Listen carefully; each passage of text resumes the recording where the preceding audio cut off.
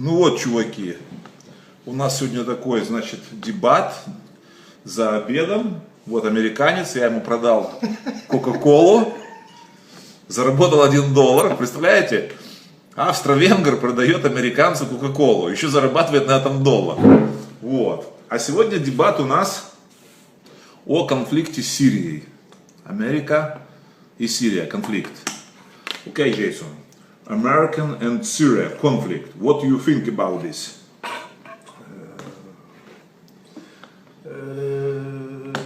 Well, it's not over people dying, that's for sure. It's got nothing to do about chemical weapons or 1,400 people dead. That would be very a big hypocrisy if they were saying, oh, 1,400 people are dead and this is atrocious and it's a great crime against humanity, but it's only 1,400 people.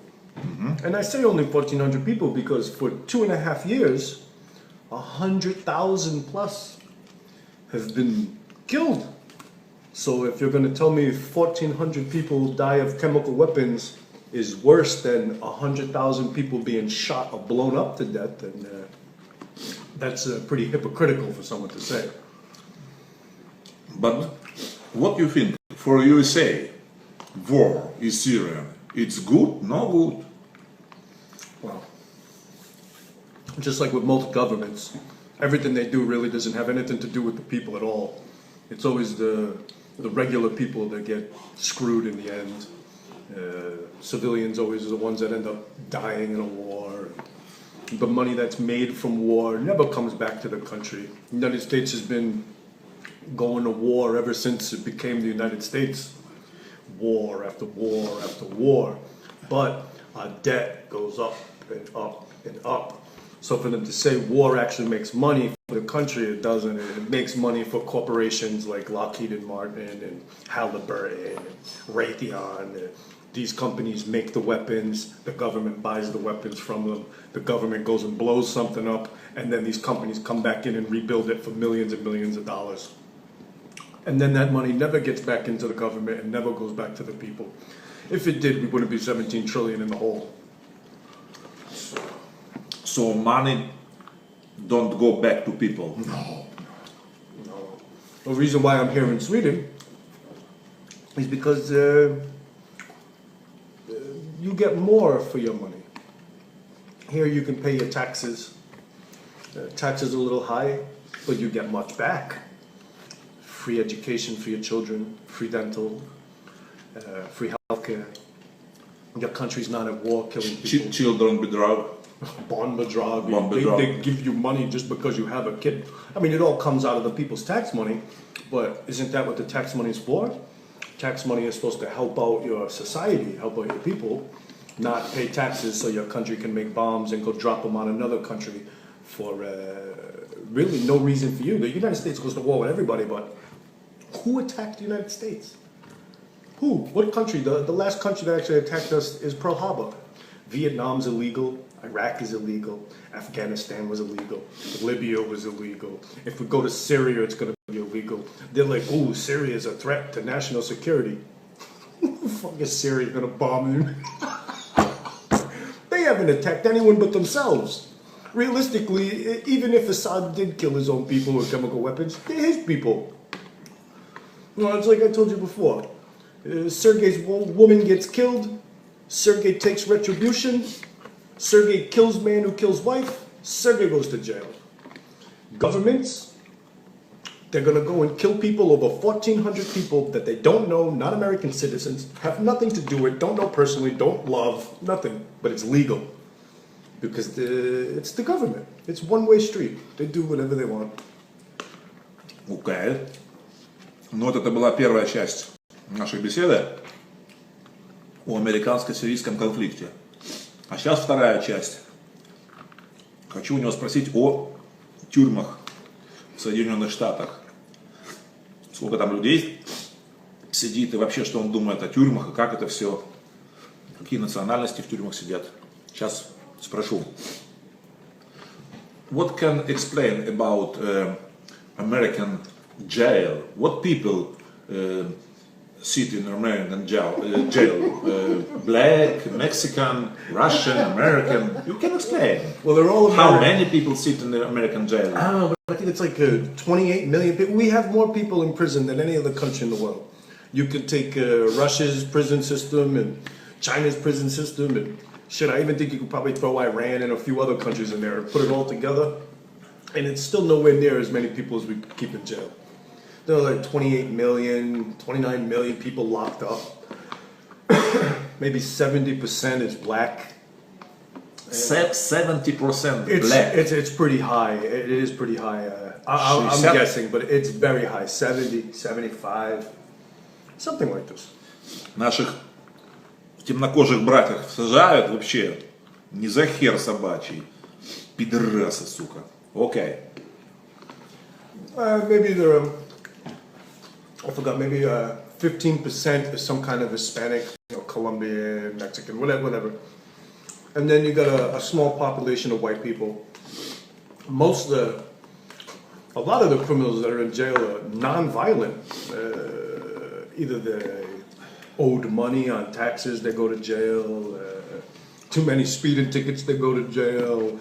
Possession of drugs, they go to jail. These are non-violent crimes. They're kind of useless to put someone in jail for that. What do you think? If American guy take marijuana, smoke marijuana, it's okay. This guy go to jail. No. 5 years. It's okay. It's ridiculous. It's ridiculous. I think it's ridiculous. Now, don't get me wrong. Maybe if the guy is bringing in 100 kilos, is a big drug dealer, and then yeah, it's a little different. But for a guy who's just got a bag on him for his own personal use, isn't hurting nobody, if you want to criminalize it, give the guy a fine. It's cheaper. Tell the guy, you must pay $400 for fine for possession of marijuana. Because the alternative is they put you in jail. And the reality of jail is, for every person that sits in jail, the taxpayers pay $40,000 a year. Wow. Per person in jail. 38, 40, but it's around there. Wow. Yeah, look it up, guy. All the prisons are basically privatized. They're not. There's a few federal prisons, but even most of the federal prisons are like San Quentin, for example. Half federal, half private. It's all business, money, business. Keep people in jail. We have legislation that can go from Russia to America, pages long, of you can't do this, you go to jail. You can't do this, you go to jail. Because it keeps people in jail and it keeps the money going. Okay. Вот такая вот беседа у меня получилась с моим американским другом. Вот. Я никого ни на что не агитирую. Просто вы послушали его мнение о сирийском конфликте и о американской тюрьме. Вот. В дальнейшем буду еще у него брать интервью. Не знаю. Но спрошу, что он думает по поводу, если не будет денег, если все будет платиться карточкой, криминалитет будет вырождаться или нет? One more question. What do you think? If money take off from country, only credit card, it's good for criminality, gangs, bandits, gangsters, no good, good. What do you feel? I think if money take off from country, it's very good. It's big problem for mafia. Of course, and, yes. Oh, yes, explain. Yes. You could just look at Sweden. Just look at Sweden in general, how much damage they've done to black companies just with the factoring. You know, getting involved when the state is paying half of the cleaning bill, or maybe they're going to stop paying half of people's moves for them. That's going to kill black companies direct. You won't be able to do it for cash. because the government won't be able to pay it. For example, this I sold for you this for money, but if money don't exist, what I doing? What I doing? I maybe give for you and you do it myself We for can me. trade a couple of times, but It's a big problem for me too. but that's going to get old because maybe I can only trade beer for soda. Eventually, you're going to say, "Hey, I have enough beer. I don't need no more beer. What else do you?" And it's a problem. It is a problem. What? They take away money. You see, it'll get by for a while. People trade guns for guns, or it'll do it'll put a big hurt on the criminal aspect of drug dealing and arms selling. Of course, but they'll never do that. You'll never ever see that. That's why you haven't seen it yet. It's obvious we can do that already. Everything could be on credit card. Everything could be on court. But they don't want that. Half of these governments are selling the guns and shit to people for Saudi Arabia and Qatar and all these little countries. And how much you really think they're showing? How much really goes to the money where it's supposed to go? Governments is the biggest organized crime in the world. Пидорасы, сука. It's the new mafia. This is it. Organized killings, assassinations. You gotta pay taxes. Like the Italian mafia, you pay money every month for protection. Well, what do you think taxes is? It's the same thing. You pay your taxes. You don't pay your taxes, they throw you in jail. You don't pay the mafia, they throw you a beating. It's basically the same thing. Same principle. Уловили? Ну. Ладно, на этом, наверное, закончим мой репортаж. Для тех, кто меня сейчас будет обсирать, что мой английский очень плохой, так я вам сразу скажу, что мой английский не то что плохой, а ужасный. Вот. I'd like to touch on the Syrian thing. A lot of people are asking who used chemical weapons and Assad did it or the rebels did it. People shouldn't even be asking this question. They should be asking who has the most to win? Who has the most to gain from it? There's three things about Syria no one's talking about.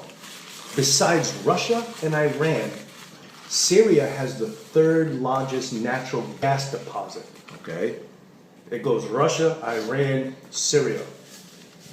Syria does not get along with Saudi Arabia, does not get around with Qatar. This is why Saudi Arabia and Qatar are funding the rebels. That's one. You have the Trans-Arabia pipeline, which runs two spots through Syria.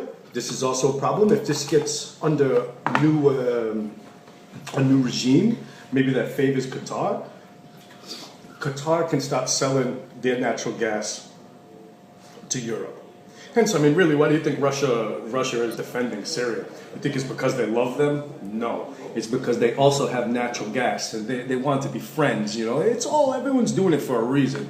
It's not because we're trying to save lives or feel bad for these people. It's all over resources and money. It always has been. It's never going to stop. It's always been about money and resources. Понятно? Always. Все крутится на бабках, на нефти, чуваки. Вот, значит, на этом мы с вами прощаемся. Всего вам хорошего, чуваки. Надеюсь, в этом ролике будет у меня только много лайков, а дизлайков вообще не будет. Бай-бай. Бай-бай.